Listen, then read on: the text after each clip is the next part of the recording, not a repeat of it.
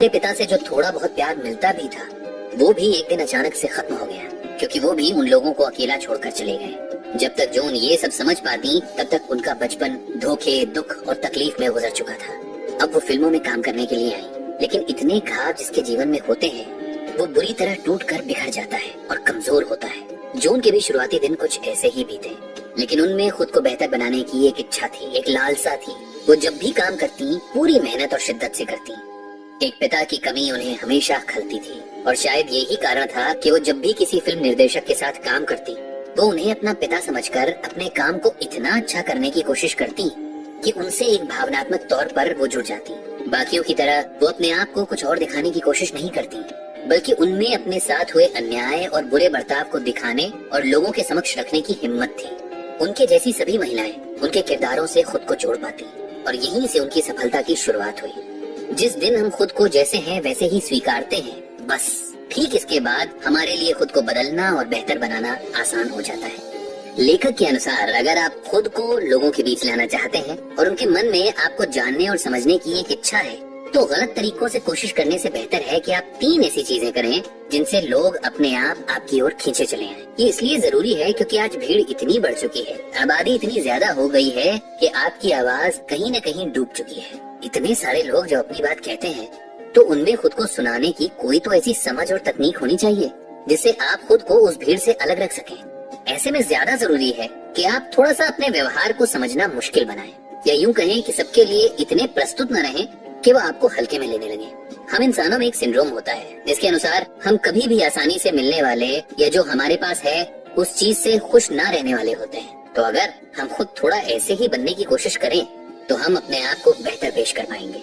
इसके बाद आता है कंपटीशन, यानी कि अगर किन्हीं 2 चीजों के बीच में होड़ हो तो सब उनको पाना चाहते हैं या उनके पीछे भागने का प्रयास करने लगते हैं। यही उपाय आप अपने जीवन में भी इस्तेमाल कर सकते हैं। अगर इस दुनिया में आपको दूसरों की नजर में बने रहना है तो आपको रोज कुछ नया और अलग करने की कोशिश करनी पड़ेगी। डिजिटल मीडिया के जमाने में आप ये बेहतर समझ सकते हैं कि वायरल होने के लिए किसी को भी समय समय पर नई चीजें करते रहना पड़ता है ताकि वो अपनी जगह पर बने रहे। इन सभी तरीकों को सोच समझकर और एक सामंजस्य बनाकर ही प्रयोग करें। कुछ हद तक इनका उपयोग आपकी मदद कर सकता है। इस भाग में आपने जो कुछ भी सुना उसे अपने जीवन में अपनाएं और अपने अनुभव हमारे साथ जरूर बांटें। बाकी अगले भाग में कुछ और नए गुणों को सुनने के लिए बने रहें हमारे साथ। इस किताब में बात की गई है उस सोच के बारे में जो हमारे स्वभाव को बनाती या बिगाड़ती है। लेखक के अनुसार ये हमारा सिर्फ आज में जीते हुए छोटे समय के लक्ष्यों पर निर्भरता है जिसने हमें बड़ी चीजों से और बड़े फायदों से वंचित करके रखा है। उनका कहना है कि हम जितनी बार भी सिर्फ आज और आज के समय में होने वाली बात को सोचते हैं उतनी बार हम गलत निर्णय लेने का जोखिम उठाते हैं। हमारा इतिहास इस बात का गवाह है कि जब भी जहाँ भी लोगों ने सिर्फ आज के फायदे देखे हैं वहीं आने वाले समय में होने वाला नुकसान बड़ा और गंभीर हुआ है।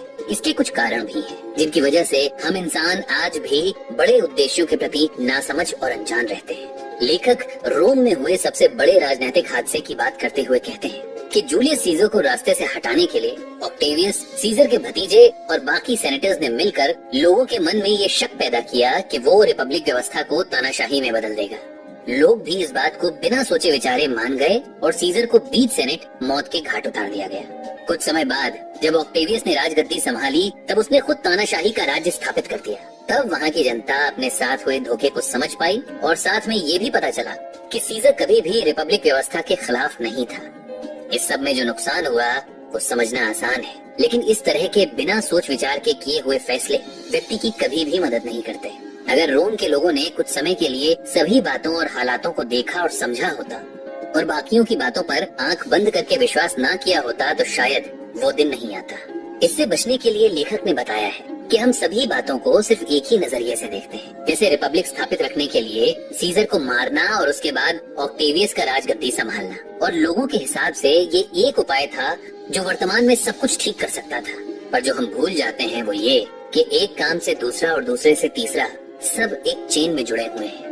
एक में भी हलचल किसी भी सिस्टम के संतुलन को बिगाड़ने के लिए काफी है।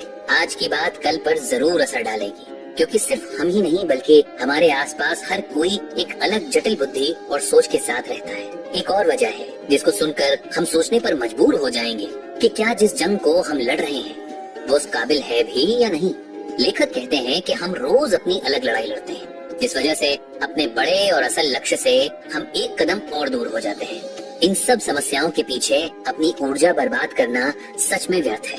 अगर आप अपने परिवार में किसी सदस्य से लड़ रहे हैं तो एक बार रुककर ये जरूर सोचें कि क्या आपकी बातचीत सही में किसी निष्कर्ष की ओर जा भी रही है या सिर्फ बात बिगड़ती जा रही है।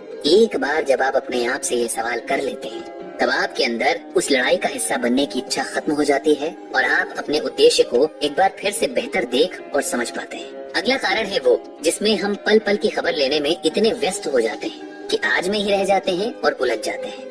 कल की न फिक्र होती है, न याद रहती है और न उसकी आवश्यकता महसूस होती है। लेखक अब्राहम लिंकन के बारे में बताते हुए कहते हैं कि एक इतने बड़े देश की जिम्मेदारी उठाना आसान नहीं था, लेकिन एक लीडर होने के नाते उन्होंने आज की जानकारी में नहीं बल्कि कल होने वाले फायदे और नुकसान को भी सही सोचने और समझने में अपना समय बिताया। वो किसी भी निर्णय पर जल्दी से नहीं आते थे, अपना पूरा समय देते थे और भरपूर विचार विमर्श करके अपनी रणनीति बनाते थे। इसका लाभ उस समय के लोगों के साथ साथ आज तक यूनाइटेड स्टेट्स ऑफ अमेरिका के वासियों को मिल रहा है। ट्रेंडिंग होने के जमाने में जहाँ कोई भी चीज स्थायी नहीं है, वहाँ कम से कम हमें अपने निर्णय कुछ समय के परिणाम सोचते हुए नहीं लेने चाहिए।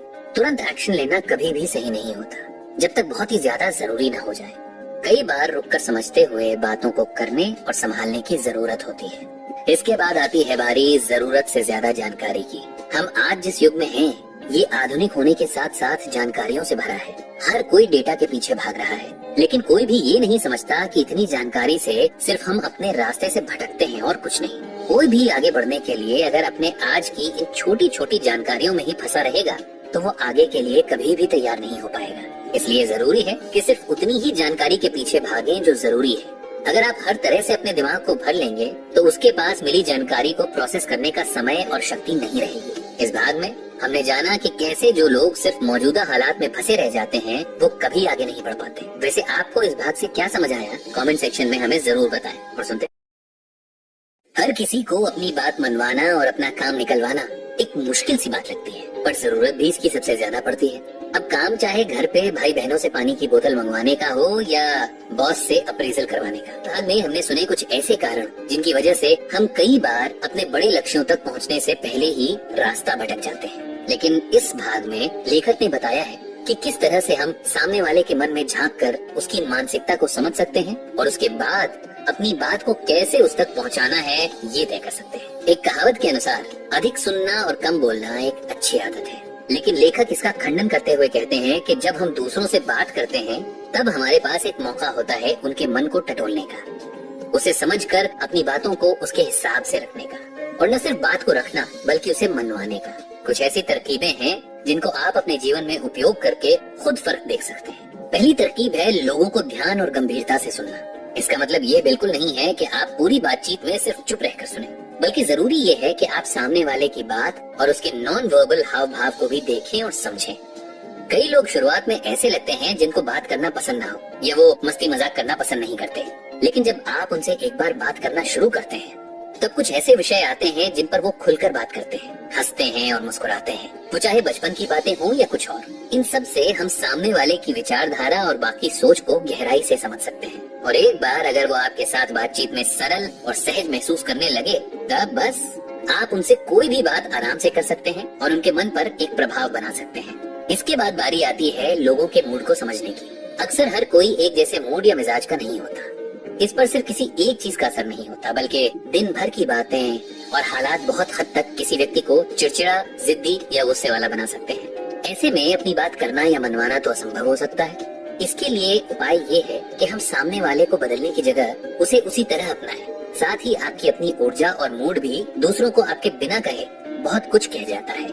इसलिए अगर आप किसी से खुले दिल से मुस्कुरा कर मिलते हैं तो आपके बिना बोले ही वो आपकी भावना को समझ सकते हैं और उसके अनुसार आपकी बात को सुनते हैं। इसलिए कभी भी दूसरों से कुछ भी कहने से पहले खुद को अच्छे मूड में रखना सीखें। अगली तरकीब है सामने वाले को कभी भी ये महसूस न होने दें कि वो आपसे कम है या आपको उनकी बात पर भरोसा नहीं है। ये भावना सबसे जल्दी लोगों को नाराज करती है और उन्हें लगता है कि सामने वाला उनकी बुद्धि को कम आंक रहा है। इससे बात का जो निष्कर्ष निकलना चाहिए वो नहीं निकल पाता। कई बार किसी भी बात को काट कर जब हम सामने वाले को समझाना चाहते हैं तो आपने देखा होगा कि वो उस बात पर ध्यान ही नहीं देता, बल्कि उनका पूरा ध्यान अपनी बात को सही साबित करने पर लगा होता है। और ये वक्ता की एक बड़ी खामी है। अगर उसके बोलने में कोई सकारात्मक प्रभाव ना हो तो अच्छी से अच्छी बात का भी कोई मोल नहीं रहता। इसके बाद आता है सामने वाले को उसकी कमियां याद ना दिलाना। अक्सर हम बात मनवाने के लिए लोगों की तारीफ करने लगते हैं। हाँ, इसे आप चमचागिरी करना भी कह सकते हैं, लेकिन जैसा कि आप जानते हैं कि ये चमचागिरी करने वाला समय रहा नहीं। आज इंसान इतना समझदार है कि वो तारीफ और चमचागिरी का अंतर आसानी से पहचान सके। इसलिए कभी भी अपनी बात मनवाने और समझाने के लिए किसी की यूं ही तारीफ नहीं करनी चाहिए। अगर किसी को उसकी प्रशंसा में कुछ कहना हो तो या तो वो बात कहें जो सच हो, और अगर वो मानने में थोड़ी सी मुश्किल हो तो उनके काम या गुणों की तारीफ ना करें, उनकी मेहनत और कोशिश को सराहें। इससे आपकी बात कहीं भी परिणाम से जुड़ी हुई नहीं लगेगी, क्योंकि कई बार परिणाम से जुड़ी बातें सकारात्मक प्रभाव की जगह बात को नकारात्मक बना देती हैं। और जैसे व्यक्ति अपनी तारीफ नहीं सुन पाता, वैसे ही उसे अपनी बुराई और कमियां भी सुनना पसंद नहीं होता। वो जानने के लिए किसी को दूसरों की जरूरत नहीं होती है। आखिरी है वो जिसमें लोगों की जिद को ही अपने अनुकूल प्रयोग किया जा सकता है। जैसे आपने देखा होगा कि बहुत सारे लोग अपनी बात पर अड़ जाते हैं, उन्हें कुछ भी समझाना मुश्किल ही नहीं नामुमकिन हो जाता है। ऐसे में एक आसान उपाय है कि उनकी बात पर आप खुद भी राजी हो जाएं, जिसके बाद उनके अंदर ये भावना आ जाए कि वो तो आपकी बात ही मान रहे हैं, और जिसके जवाब में वो उस काम का उल्टा करने के चक्कर में बिना सोचे वो करने लगे जो आप उनसे करवाना चाहते थे। इसे रिवर्स साइकोलॉजी भी कहते हैं। इसमें लोगों को समझ कर समझाना नहीं पड़ता, वो खुद ही अपनी जिद में पड़कर वो कर जाते हैं जो वो शायद वैसे कभी नहीं करते। इस भाग में बस इतना ही। लेकिन आपको ये भाग कैसा लगा और किस तरह के लोगों से आपका पाला पड़ता है या पड़ा है, हमें कमेंट सेक्शन में बताना मत भूलिएगा। दोस्तों, खुद को हर बात का जिम्मेदार मानना और उसके लिए खुद को सजा देना सही बात नहीं है। इस भाग में लेखक कहते हैं कि कई सारे ऐसे लोग हैं जो अपने आप को इसलिए बेहतर नहीं बना पाते क्योंकि उनके जीवन में अपने बीते दिनों की ऐसी छाप होती है जिसको वो चाह करके भी धो नहीं पाते। उनके बचपन के दिन या उनकी बढ़ती उम्र के साथ मिलने वाले तजुर्बे उनको ऐसा बना देते हैं कि उनकी अपनी जिंदगी के प्रति सोच नकारात्मक बन जाती है।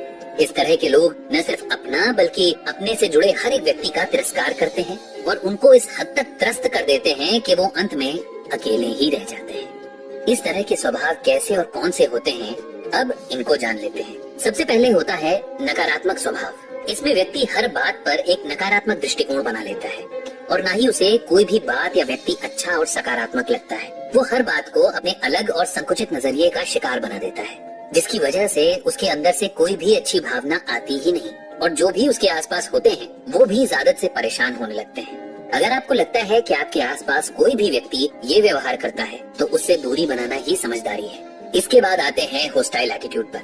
ये वो नजरिया है जो किसी भी इंसान को हर बात में अपने लिए खतरा और बुराई ही दिखाता है। यानी अगर कोई बचपन से किसी ऐसे माहौल में रहा हो जहाँ उस पर जरूरत से ज्यादा अंकुश लगाए गए हों, तो उसका हर बात पर नाराज होना और अपने लिए खतरा दिखाई देना स्वाभाविक है। अधिकतर वो बच्चे जिनके माता पिता उन्हें हर बात पर टोकते हैं, सजा सुनाते हैं या उनकी हर बात को गलत बताते हैं, ऐसे बच्चे आगे जाकर इस स्वभाव का शिकार हो जाते हैं। उन्हें हर बात झूठ और गलत लगती है। अक्सर इनके जीवन साथी को इनके इस चरित्र की वजह से बहुत कठिनाई आती है। वो धीरे धीरे हर बात में खुद को अकेला पाते हैं, बद से बदतर होते जाते हैं। तीसरा है एंग्शियस एटीट्यूड, जिसमें व्यक्ति को हर बात में इतना ज्यादा सोचने की आदत होती है कि वो हर बात को बहुत सारे तरीकों से सोचकर परेशान ही रहता है। उसे ज्यादातर बातें बुरी और नकारात्मक महसूस होती हैं और उम्मीद का तो जैसे कोई रिश्ता नाता ही नहीं होता ऐसे इंसान से। इन लोगों को हर बात में धोखे का डर बना रहता है। चौथा है अवॉइडेंट एटीट्यूड, जिसमें व्यक्ति को हर परिस्थिति का सामना करने में मुश्किल होती है। वो अपने हालातों से हमेशा डर कर भागने की कोशिश में रहता है। कई बार इस आदत की वजह से वो अपना नुकसान कर जाता है। इन लोगों के स्वभाव के पीछे होता है इनके बचपन का वो समय जब माता पिता से इन्हें हमेशा बुरा भला सुनने को मिला होता है, या कई बार ये भी संभावना होती है कि किसी भाई बहन से इनकी तुलना की जाती हो। ऐसे में खुद पर भरोसा इतना कम हो जाता है कि व्यक्ति किसी भी काम को पूरा करने से पहले ही हार मान लेता है और खुद को कम समझना उसके लिए इकलौता उपाय होता है। इस आदत की वजह से कई लोग गलत रास्ते पर निकल पड़ते हैं। अगला है डिप्रेसिव एटीट्यूड, जिसका मतलब है कि ऐसे लोगों में अवसाद बहुत अधिक देखने को मिलता है। इन लोगों के बचपन की अगर बात करें तो इन्हें अधिकतर अपने परिवार से वो प्यार नहीं मिलता जो इनको एक सकारात्मक व्यक्ति बना पाए। इस अभाव में ये हमेशा दुखी और उदास रहते हैं और इसलिए अपने आसपास ऐसी ही ऊर्जा ढूंढ लेते हैं। परिणाम स्वरूप इनको कभी भी खुशी आसानी से मिल ही नहीं पाती। ये वो लोग होते हैं जो बाकियों को भी दुखी और अवसादग्रस्त बना देते हैं। इस तरह के लोगों से खुद को बचा कर रखना चाहिए। एक और तरह का एटीट्यूड है रिजेंटफुल एटीट्यूड, जिसमें व्यक्ति हमेशा दूसरों से उम्मीद तो बड़ी करता है पर उनके अंदर हमेशा औरों के प्रति नाखुशी और असंतुष्टि का भाव रहता है। ये लोग वैसे भी दूसरों के चेहरे पर सिर्फ एक बुरा और नकारात्मक भाव ही खोजते हैं। इनके इस स्वभाव और सोच के पीछे एक ही कारण होता है, और वो ये कि इनको बचपन से अपने परिवार के प्यार और परवाह में कमी लगी थी। कोई इनके लिए कितना भी कुछ भी कर ले, ये कभी संतुष्ट हो ही नहीं पाते। ये आदत बचपन से रहते हुए जिंदगी के अंतिम समय तक इनका साथ नहीं छोड़ती। लेखक इन स्वभाव और चरित्र के लोगों से भले ही दूर रहने की सलाह देते हैं, पर साथ में वो ये भी कहते हैं कि हमें खुद में भी इन बातों को खोजना चाहिए, और अगर हमारे अंदर ये चीजें हैं तो हमें इन्हें अपने आप से दूर करने की कोशिश करनी चाहिए। इसके लिए जरूरी है कि हम खुद को और इस दुनिया को एक बेहतर नजरिए से देखें। सबसे पहले तो अपने नजरिए को बड़ा करने की बहुत जरूरत है। जब तक हम अपनी सोच को संकुचित रखेंगे, तब तक हम अपने स्टार से तब तक हम आगे नहीं बढ़ पाएंगे। इसके बाद खुद को और अपने आसपास के लोगों को समझने की कोशिश करनी चाहिए। साथ ही अपने अंदर की कमियों को मानना और उन्हें सुधारना कोई बुरी बात नहीं है। लोग आज भी अपनी गलती और कमियां मानने से डरते हैं और घबराते हैं। जब तक हम खुद के अंदर झांक कर नहीं देखेंगे, तब तक हम औरों को भी समझने में असफल रहेंगे। दोस्तों, उम्मीद है कि आपको ये भाग पसंद आया होगा। अगर आपके पास कोई सुझाव हो तो हमारे साथ जरूर बांटें। और ये किसी भी चीज की अच्छी नहीं होती, इसीलिए कभी भी बहुत अच्छे लोगों पर भी आंख बंद करके भरोसा नहीं करना चाहिए। से बेहद अच्छा व्यवहार करने वाले लोग भी अपने अंदर बहुत कुछ छुपाते हैं। जी हाँ, इस बात में कोई शक नहीं है कि हर अच्छा इंसान बुरा है, लेकिन कुछ लोग खुद को अच्छा दिखाने का प्रयास इस तरह से करते हैं कि उनकी अच्छाई पर भरोसा करना मुश्किल हो जाता है। लेखक कहते हैं कि ऐसे लोगों के अंदर एक गहरा अतीत दबा हुआ होता है। वैसे हर भाग में लेखक ने एक बहुत जरूरी बात कही है, और वो ये कि हमें इन बुराइयों से खुद को भी बचा कर रखना चाहिए। इस भाग में लेखक ने ऐसे 7 किस्म के चरित्रों या कह लें गुणों की बात की है, जिनसे आपको अपने आप को दूर रखना है। पहले है वो जिनको लेखक टफ गाय की श्रेणी में गिनते हैं। ये वो होते हैं जिनको ऊपर से अपने आप को एक बहुत ही शक्तिशाली और तेज स्वभाव का दिखाने की आदत होती है।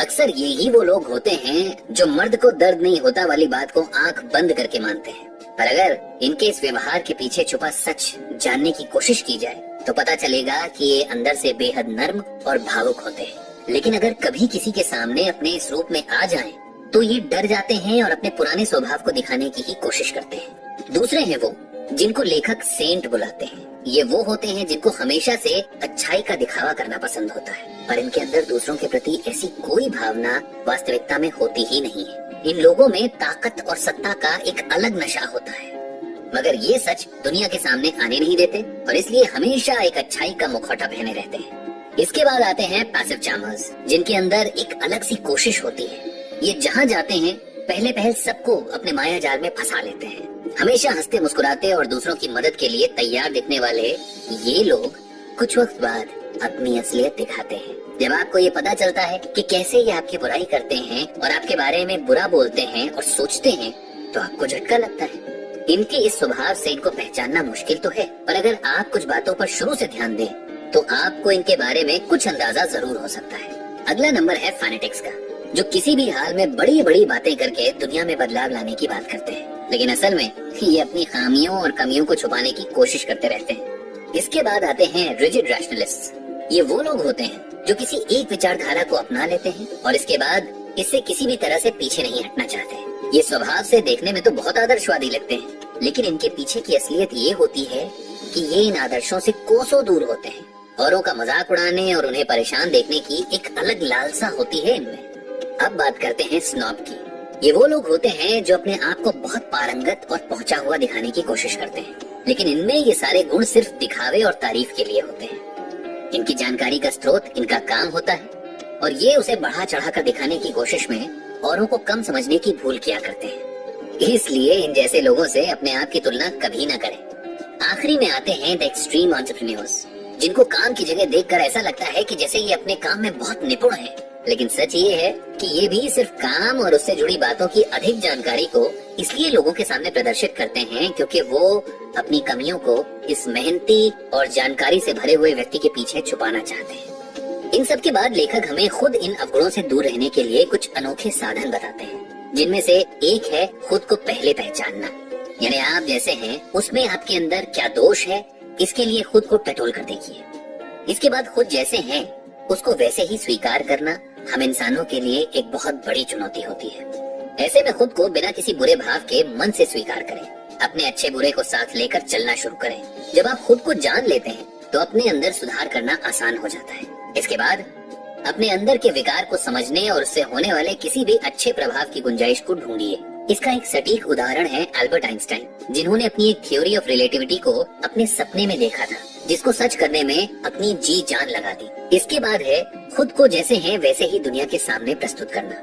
ये गुण सबको मुश्किल लगता है क्योंकि हम सब तारीफ और प्रोत्साहन के भूखे हैं, लेकिन यकीन मानिए एक बार अगर आप अपने आप को सच्चा और ईमानदार बना लें तो आपके लिए लोगों के मन में सम्मान भी बढ़ेगा और आप खुद भी संतुष्ट और खुश रह पाएंगे। इस भाग में जिन बातों पर हमने चर्चा की उनसे कोशिश करें कि आप कुछ बेहतर सीख पाएं और आगे अपने जीवन में उनका प्रयोग अवश्य करें। लेकिन इन सब में आपके अंदर कौन सा विकार है और आप उसे कैसे दूर करना चाहेंगे, हमें कमेंट करके जरूर बताइए।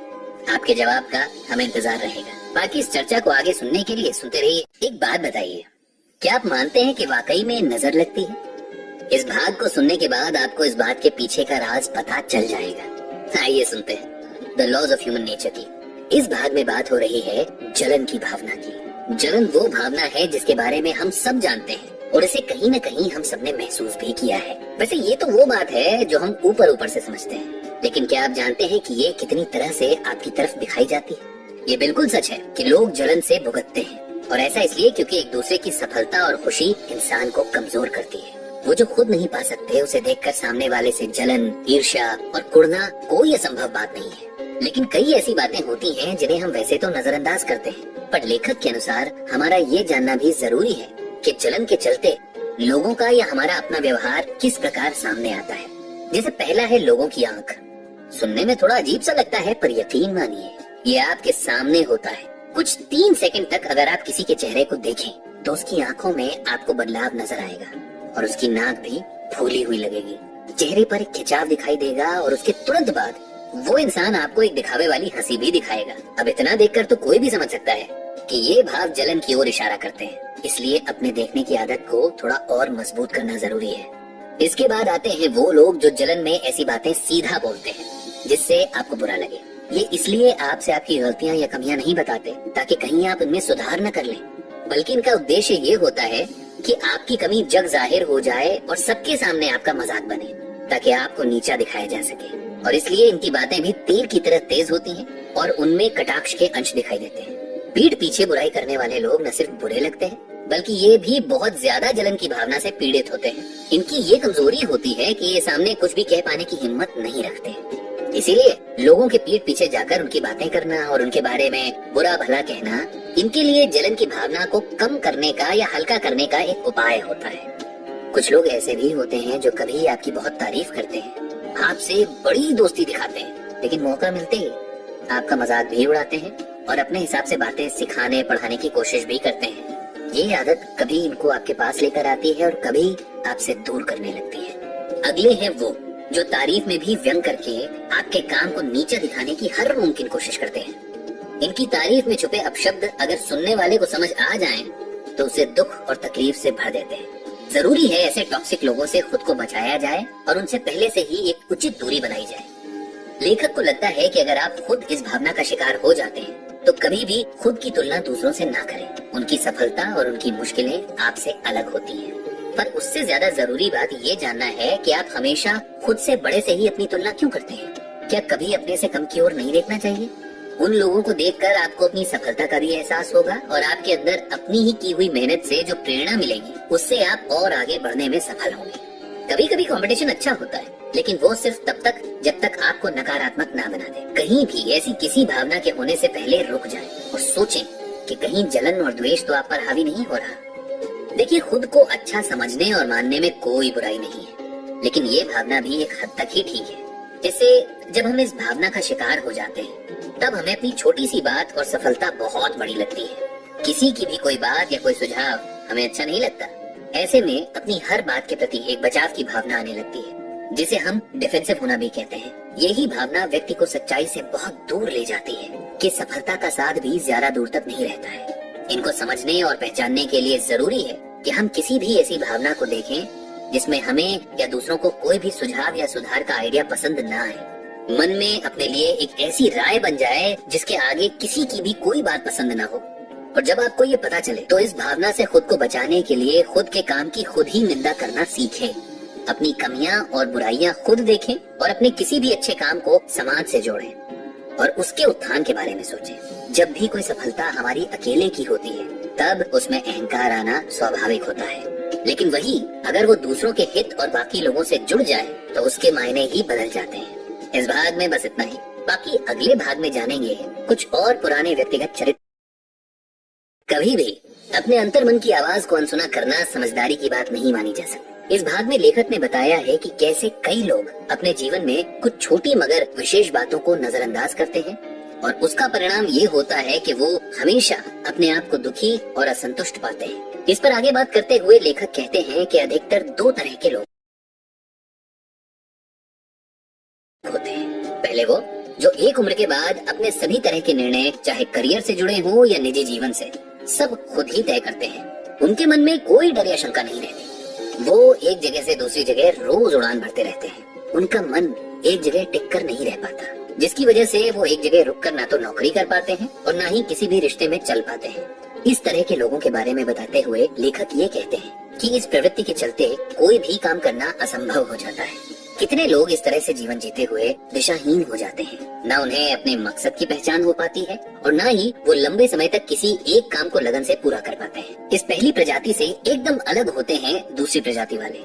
इनके अंदर अपने आप के लिए खड़े होने की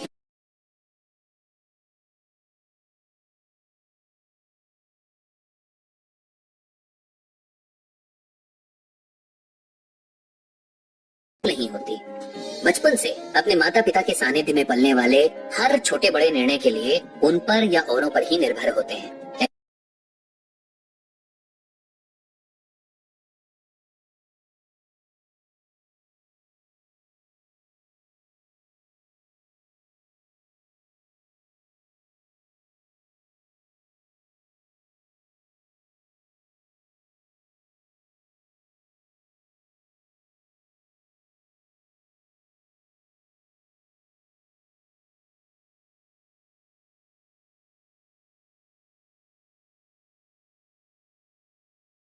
ऐसे में वो कुछ नया या अनोखा नहीं करना चाहते, बल्कि उनको सिर्फ प्रैक्टिकल और लॉजिकल बातें ही समझ आती हैं। अब दोनों ही बातों को अगर आप समझ कर देखें तो एक संतुलन की कमी नजर आती है। ये इसलिए क्योंकि ना ही सिर्फ अकेले अपने मन की करनी चाहिए और ना ही दूसरों के मन की। सलाह और परामर्श की जरूरत सबको पड़ती है। इसके साथ ही लेखक एक और महत्वपूर्ण बात कहते हैं जिसका सीधा संबंध हम सबसे है। उनके अनुसार अगर कोई अपने जीवन के उद्देश्य को समझ ले तो उसका बिना बात यहाँ वहाँ भटकना बंद हो सकता है। इस भाग में लेखक ने जेंडर के विषय में बताते हुए कहा है कि पुरुष और स्त्री भले ही एक ही सिक्के के दो पहलू हों, लेकिन कोई भी इस सच को मानने के लिए तैयार नहीं है। अक्सर हम समाज द्वारा दी गई परिभाषा के चलते अपने अंदर ऐसे बदलाव ले आते हैं कि उनको पार करके आगे देखने की हिम्मत ही नहीं जुटा पाते। इसको समझने के लिए लेखक ने एक उदाहरण देते हुए बताया है कि कैसे एक लड़का अपने बचपन में माता के व्यवहार और सोच से प्रभावित होते हुए अपने अंदर वही छवि बना लेता है जो उसकी माँ ने अपने जीवन में चाही हो। उसी तरह से एक बेटी अपने पिता के प्रेम और उसके जीवन की इच्छाओं को अपना लेती है और उसका स्वभाव और चरित्र उसी तरह से बनने लगता है। लेकिन बात अभी भी वही है कि अपने अंदर की नारी या पुरुष को जगाने में ये भी किसी भी तरह से सक्षम नहीं होते। यानी कई बार ये अपने माता पिता की गलतियाँ या इच्छाएं मन में दबाकर उसी के अनुसार अपने जीवन साथी से व्यवहार करते हैं, जिसके परिणाम ज्यादातर अच्छे नहीं होते। इसलिए कोशिश करनी चाहिए कि हर हाल में अपने अंदर की महिला या पुरुष को ना दबाएं और खुद की पहचान करें। किसी का खालीपन लेकर खुद को भरने की कोशिश व्यर्थ है। इससे ना तो आपको सहायता मिलती है और ना ही आपके साथी को। जो तीसरा पहलू लेखक ने चुना है वो है हमारे अंदर की विशेषता, जिसको लेकर हम अनजान रहते हैं या शायद उसे ढूंढने की कोशिश नहीं करते। इसके बारे में लेखक कहते हैं कि हम जब भी एक समूह में होते हैं तब हम अपने आसपास के लोगों और उनकी बातों को प्रधानता देते हैं, जिसकी वजह से कई बार हमें वो चीजें करनी पड़ती हैं जिन्हें हम करने से बचते हैं। इसे आजकल की भाषा में हम पीयर प्रेशर भी कह सकते हैं। बस इस तरह की किसी भी चीज में जब हम फंस जाते हैं तब हम अपने अंदर की उसे खास बात को भी भूल जाते हैं जो हमें औरों से अलग बनाती है। ये कहना गलत नहीं है कि हर इंसान में कुछ न कुछ छुपा होता है, जरूरत है तो बस उसे ढूंढने की। अगर कोई भी किसी के दबाव में अपने स्वभाव के खिलाफ कुछ भी करेगा तो उसे नुकसान होना निश्चित है। इस आदत को हम कई बार सही साबित करने की कोशिश में लग जाते हैं, लेकिन जरा सोच कर देखिए, गलत को आप किसी भी तरह से सही साबित तो कर देंगे, लेकिन उससे आप कहीं भी कुछ भी बेहतर नहीं कर पाएंगे। इस मुश्किल को हल करने के लिए लेखक ने एक उपाय बताया है, जिसके अनुसार आप खुद को जागरूक करके अंदरूनी और बाहरी रूप से इस समस्या का सामना करने के लायक बन सकते हैं। इस भाग में लेखक ने हमें कुछ ऐसी बातें बताई जिनमें हमारी सजगता और कोशिश हमें एक बेहतर लक्ष्य और जीवन जीने में सहायक हो सकती है। अगर हम अपने अंदर छुपे इन गुणों और अवगुणों को समय रहते पहचान लें और उनके लिए आज से ही कोशिश में लग जाएं, तो ये हमारे अपने हित में होगा। दोस्तों, क्या आपके साथ भी कभी ऐसा हुआ है कि आपको औरों की वजह से अपना मन मारकर कुछ भी अपने स्वभाव और सोच के विपरीत करना पड़ा हो? अगर ऐसा है तो कमेंट सेक्शन में चर्चा कर रहे हैं। वो है रॉबर्ट ग्रीन की लिखी the laws of human nature. इस किताब में मानव चरित्र और स्वभाव पर विस्तार से बात करते हुए लेखक ने उन सभी पहलुओं की बात की है जिनसे हम इंसानों का कोई न कोई संबंध जरूर होता है। इसमें से इस भाग में जिस पर बात होने वाली है वो है हमारे अंदर बसने वाली विरोधाभास की भावना। कई बार हम किसी से बिना किसी वजह से प्यार करते हैं और उनका सम्मान करते हैं, वहीं किसी दूसरे से बेहद नफरत। अब एक साथ एक ही मन में अलग अलग भावनाएं आना थोड़ा अजीब भी है और थोड़ा रहस्यमय भी। तो आइए इस भाग में सबसे पहले जानते हैं इस विषय को और भी बेहतर तरीके से। लेखक कहते हैं कि कभी भी आप अगर अपने काम की जगह या समाज में देखें तो आपको एक नेता की जरूरत महसूस होती है। आपको किसी का आपके ऊपर चढ़कर बोलना भी अच्छा नहीं लगता। ऐसा इसलिए क्योंकि अपने अंदर की कमियों को छुपाने और सही करने में हमें एक व्यक्ति की सहायता और साथ की जरूरत महसूस होती है। लेकिन इसके विपरीत हमारे अंदर एक और भावना तेज हो जाती है और वो है सत्ता और सत्ताधारियों के विरोध की। इसके पीछे भी हमारे बचपन को जोड़ा जा सकता है। सोचिए कि जब हम बड़े हो जाते हैं तो हमें अपने बचपन के दिन क्यों याद आते हैं? क्योंकि हमारे माता पिता द्वारा दिए गए स्नेह और प्यार को जब भी हम याद करते हैं वो हमारे जीवन का सबसे बेहतरीन समय हो जाता है। लेकिन अपने दिल से पूछिए कि क्या उस समय कभी भी आपकी अपने माता पिता से कोई लड़ाई या मनमुटाव नहीं हुआ है? ठीक उसी तरह से अगर आपको अपने बचपन में उतना प्यार नहीं मिला तो भले ही आपको वो समय अपने जीवन का सबसे अच्छा समय ना लगता हो, लेकिन इसके बावजूद भी आपने उस समय अपने माता पिता से प्यार और स्नेह पाने के लिए कोशिशें बहुत की होंगी। हमेशा मन में ये भी आया होगा कि शायद हम में ही कोई कमी है जिसकी वजह से हमें वो प्यार नहीं मिलता। इन सब बातों से आप ये निष्कर्ष जरूर निकाल सकते हैं कि अथॉरिटी यानी हक और जिम्मेदारी में एक बहुत हल्की सी रेखा होती है जो कभी भी पार हो जाने पर आपको कमजोर कर सकती है। इसीलिए अपनी अथॉरिटी को ध्यान में रखते हुए एक ऐसा वातावरण बनाएं कि सब लोग आपके साथ आपके काम और उससे जुड़े हुए फैसलों की वजह से हो, वरना कोई आपको कभी भी धोखा दे सकता है। इन सभी चुनौतियों का सामना करने के लिए हम एक नेतृत्व को ऐसे समझें कि जब भी हम लीडर बने तो सबसे पहले एक मजबूत और अच्छी सोच हमारे साथ हो, जिसके साथ हम दूर की सोच पाएं। क्योंकि अपने बारे में चिंता करने वाले कभी भी किसी का भी नेतृत्व करने लायक नहीं होते। इसका मतलब ये है कि सिर्फ छोटे लक्ष्य को देखकर आप कभी भी लोगों के मन में अपनी जगह नहीं बना सकते। दूसरा, जिन लोगों का आप नेतृत्व कर रहे हैं उनका समर्थन मान लेने से नहीं होगा। आपकी सोच में जो हो जरूरी नहीं है कि वो भी सच ही हो। इसलिए कभी भी अपने व्यवहार को कठोर और अहंकारी ना बनाएं।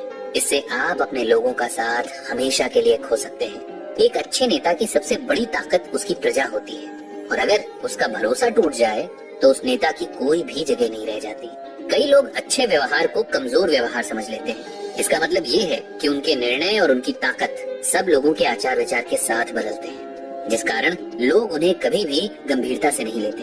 अब आप बताइए कि क्या कमजोर होने में और अच्छे स्वभाव में कोई अंतर नहीं है? चलिए अब बात करते हैं इन बातों को अपने अंदर लाने की, जिसमें लेखक ने 3 ऐसी बातें बताई हैं जिनका पालन करने से हम अपने अंदर सकारात्मक बदलाव ला सकते हैं। पहला है अपने आसपास देखना और समझना। इसमें आपको ज्यादा कुछ नहीं करना, बस अपने घर में माता या पिता में से किसकी चलती थी और क्यों, ये याद कर लीजिए। अगर जवाब आए कि आप किसी डर की वजह से किसी एक से प्रभावित थे तो चिंता ना करें, बल्कि अपने जीवन में आने वाले उन लोगों को याद करिए जिनसे आप कभी बहुत प्रभावित हुए थे, जिनको आपने गुरु ही मान लिया था। अब इन लोगों में ऐसा क्या खास या अलग था जो आप इनकी ओर खींचे चले गए? जब एक बार ये उत्तर मिल जाए तब बढ़िए अगले कदम की ओर। इसमें आपको अपने आचरण और व्यवहार पर ध्यान देना होगा। यानी जो भी लोग आपके साथ हैं, क्या वो सच में आपकी बात समझ रहे हैं या आप उनसे किस तरह से बात करते हैं? क्या आपको उनके मुस्कुराने और आपसे बात करने के पीछे कुछ नकारात्मक सा महसूस होता है या नहीं? अगर आप अपने स्वभाव में दोष देखें जहां आप रोज सबसे लड़ते और नाराज होते रहते हैं, तो सबसे पहले अपनी इस आदत को बदलिए। इसके बाद ये समझिए कि हम जिस नजर से शासक को देखते हैं क्या वो सच में वैसे ही हैं या ये उनके काम की जिम्मेदारी है जिसकी वजह से वो बाकियों से अलग है। कुछ ऐसे नाम हैं जिन्होंने बड़ा जबरदस्त नेतृत्व किया। उनका नाम लोग सालों साल पूरे सम्मान के साथ लेते हैं, जैसे मार्टिन लूथर किंग जूनियर, जिनके काम की बात सब करते हैं क्योंकि उनका नेतृत्व भी इतना प्रभावशाली था कि लोग आज भी उन्हें याद करके गर्व से अपने इतिहास को दोहराते हैं। उम्मीद है आपको ये भाग जरूर पसंद आया होगा। आपको इससे क्या नया समझने को मिला, हमें कमेंट सेक्शन में जरूर बताएं। हर कहानी का अंत तय होता है, जैसे इस चर्चा का अंत, और इस अंत से होगी एक नई शुरुआत जो सिर्फ आपको करनी है। आज में हम सुनेंगे जीवन से जुड़ी कुछ और जरूरी बातें जिनको लेखक ने इस उद्देश्य से लिखा है कि शायद हम उनसे अपने आप को अपने आसपास के लोगों में रहने वाले गुणों और अवगुणों से परिचित करा पाएंगे। सबसे पहले भाग की शुरुआत में लेखक ने बताया है कि हमें अपने दोस्तों और दुश्मनों की पहचान करनी आनी चाहिए। आज अधिकतर लोग सोशल मीडिया के जमाने में लोगों को समझना और पहचानना भूल चुके हैं। हम अक्सर वही देखते हैं जो हम देखना चाहते हैं, और ये हमारे लिए बहुत नुकसानदायक है। कई सारे लोग अपने दिल की बात अपने अंदर ही छुपा लेते हैं, जिसकी वजह से वो हमें अपने जाल में फंसा लेते हैं और हम इस झूठ और धोखे के चक्रव्यूह को कभी भेद ही नहीं पाते। कुछ लोग इस काम को करने में एक अलग तरीका लगाते हैं, यानी ऊपर से उनकी बातें आपको इतनी आकर्षक लगेंगी, लेकिन उनके अंदर छल और कपट भरा होता है। उनकी नीयत साफ नहीं होती, लेकिन उनके समझाने का तरीका ऐसा होगा कि सबको एक बार में पसंद आ जाएगा। ऐसे लोगों से सावधान रहना बेहद जरूरी है। कुछ तो अपने हाव भाव और बातों से इस काम को अंजाम देते हैं, लेकिन कुछ जोर जबरदस्ती से। उनका तरीका आपको पसंद ना भी आए, फिर भी वो अपनी बात पर ऐसे अड़ जाते हैं कि आपके पास उनकी बात मानने के अलावा और कोई विकल्प होता ही नहीं है। इन बातों में आपको सजग होने की जरूरत है। किसी भी तरह से अपने बीते हुए अनुभवों को याद करें और साथ ही किसी भी तरह के अलग व्यवहार के लिए तुरंत ऐसे लोगों से दूरी बनाएं। ये ना तो खुश रहते हैं और ना ही दूसरों को खुश रहने देते हैं। वहीं अगर आपके अंदर भी ऐसे किसी तरह के अवगुण नजर आए तो खुद को बदलने के लिए अपने अंदर इन बातों को पहचानें और स्वीकार करना सीखें। इसके बाद खुद के अंदर इन नकारात्मक बातों को सकारात्मक बातों में बदलने की कोशिश करें। लेखक यहाँ एक बात स्पष्ट रूप से कहते हैं कि जो भी लोग आज के इस आधुनिक युग में हैं, उनके अंदर एक ही भावना है, और वो ये कि उनके अंदर जो है पहले से है। कुछ नया या अनोखा करने की क्षमता नहीं है। लेखक इस सोच को गलत मानते हैं। उन्हें लगता है कि जो भी लोग ये मानसिकता रखते हैं, उन्हें कभी भी कुछ बेहतर करने का महत्व नहीं समझ आता। इस सोच की वजह से उम्र बढ़ने के साथ ही लोगों में कुछ नया करने की शक्ति भी खत्म होने लगती है। इस मुश्किल का एक ही हल है, और वो ये कि अपने अंदर छुपे हुनर को ढूंढें। और एक बार व्यक्ति को अपने अंदर छुपे हुनर की पहचान हो जाए तो फिर वो किसी भी हाल में अपने आप को बेहतर बना ही लेता है। इसके साथ उसमें जिंदा दिली और उम्मीद भी कायम हो जाती है। एक बच्चे को जितना अपने बारे में पता होता है, उतना ही हमें भी जानने की जरूरत है, क्योंकि कई बार जब हम अपने अंदर जोश और ललक को पैदा करते हैं, तभी हम कुछ अनोखा और नया कर पाते हैं। कोई भी पुराने मापदंड के अनुसार चलते हुए कुछ भी नया नहीं कर सकता है। इसके बाद आती है जीवन की वो सीढ़ी जिसे पार करना या ना करना हमारे हाथ में है। लेकिन अक्सर लोग इससे इतना डरते हैं कि जितना समय वो कुछ और कर सकते थे, उसे भी वो अपने हाथों से गंवा देते हैं। ये और कुछ नहीं बल्कि हमारे जीवन का अंत यानी मृत्यु है।